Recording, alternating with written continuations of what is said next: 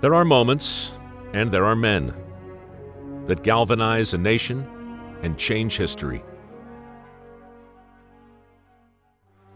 The weeks following the attack on Pearl Harbor were met with disaster for the United States and the Pacific theater of World War II. Ships were sunk, planes were lost, and troops were forced to surrender. Morale among the military and Americans at home was astoundingly low. Just before Christmas, 1941, President Roosevelt told the Joint Chiefs to find a way to strike back at Japan as soon as possible, to prove to the Imperial Japanese and to Americans that they were not invincible. The mission would not be easy. Some thought it impossible. The American fleet was reeling, and Japan's defenses were strong. U.S. Army bombers would need to be specially outfitted not only to launch from aircraft carriers, but to have sufficient range to fly over Japan and on to safety in China.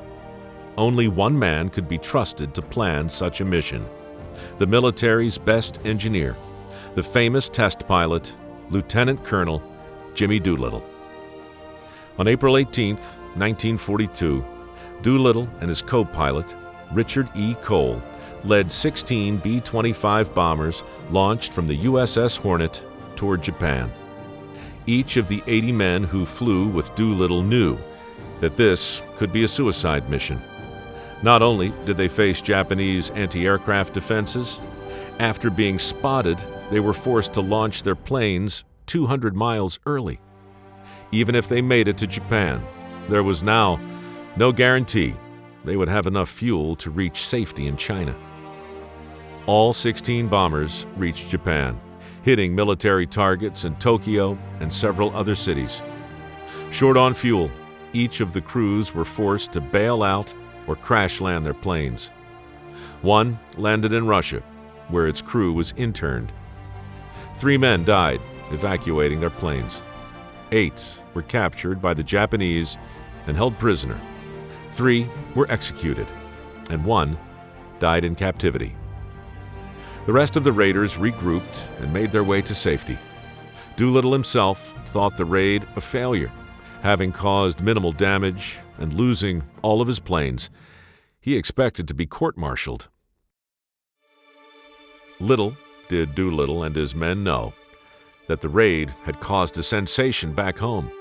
Morale shot through the roof as the American public, reeling from defeat after defeat, watched as the U.S. military had struck at the heart of the Japanese Empire. Just as important, the Japanese military, shocked by the attack, reorganized its defenses, diverting material to defend the home islands. This would have tremendous impact 2 months later, as the entire tide of the war would shift in the Americans' favor following the epic Battle of Midway. Jimmy Doolittle would receive the Medal of Honor for leading the raid on Tokyo. Each of the 79 other raiders were awarded the Distinguished Flying Cross, and the Doolittle Tokyo Raiders would go down in history among the most legendary veterans of the Second World War. 80 men took part in the Doolittle raid. 62 would survive World War II. As the years passed, so did the Doolittle Raiders, with Doolittle himself passing away in 1993. Nearly 75 years after the raid, only one survives: Doolittle's co-pilot, Lieutenant Colonel Richard E. Cole, the last witness to an impossible mission that changed the course of a war and defined a generation.